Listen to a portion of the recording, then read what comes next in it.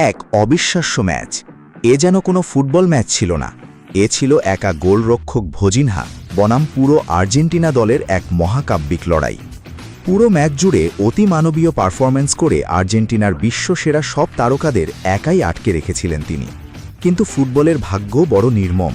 ম্যাচের শেষ মুহূর্তে এসে এমন এক নাটকীয় মোড় নিল, যেখানে আত্মঘাতী এক গোলের কারণে তীরে এসে তড়ি ডুবল কেপ ভার্দের।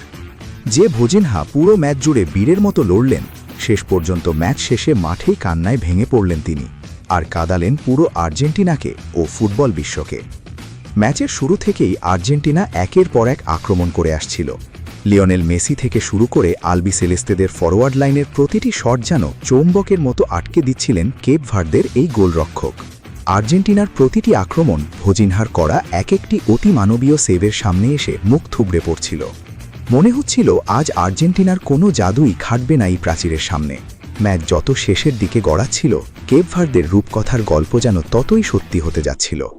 কিন্তু বিধাতা হয়তো অন্য কিছু লিখে রেখেছিলেন। ম্যাচের একদম অন্তিম মুহূর্তে যখন সবাই ধরে নিয়েছে ম্যাচটি ঐতিহাসিক এক ড্রয়ের দিকে যাচ্ছে, ঠিক তখনই ঘটল সেই ট্র্যাজেডি। আর্জেন্টিনার এক আক্রমণ ক্লিয়ার করতে গিয়ে নিজেদের ডিফেন্ডারই ভুলবশত বল পাঠিয়ে দিলেন নিজেদের জালে। অবিশ্বাস্য এক আত্মঘাতী গোল। যে ভোজিনহা পুরো ম্যাচ জুড়ে প্রতিপক্ষের শট আটকে দিচ্ছিলেন, নিজের সতীর্থের এই অনিচ্ছাকৃত ভুলে তার আর কিচ্ছু করার ছিল না।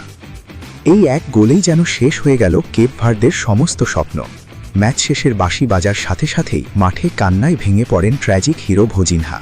তার এই কান্না ছুঁয়ে গেছে আর্জেন্টিনার সমর্থকদেরও। প্রিয় দর্শক, একা ভোজিনহার এমন লড়াই এবং শেষ মুহূর্তের এই আত্মঘাতী গোল নিয়ে আপনার মন্তব্য কি?